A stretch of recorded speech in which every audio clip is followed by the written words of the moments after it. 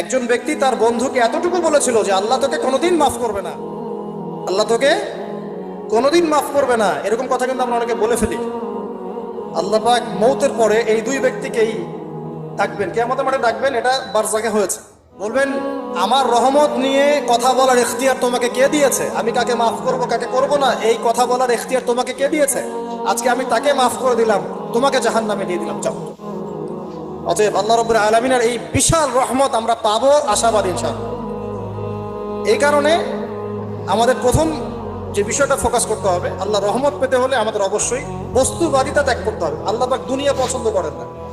দুনিয়ার মোহে যারা ডুবে থাকে আল্লাহ এদেরকে পছন্দ করেন। দুনিয়া প্রয়োজন, যতটুকু আমার দরকার আমি করব, যতটুকু প্রয়োজন নাই এই বিষয়টা আমি পেতেই হবে, চাই চাই আরো চাই। হ্যাঁ, দু হাতে চাপাও হাত পেতে নাও, ঋণ করে ঘি খাও, এইসব দর্শনের ধার ধারবো না আমরা ইনশাআল্লাহ।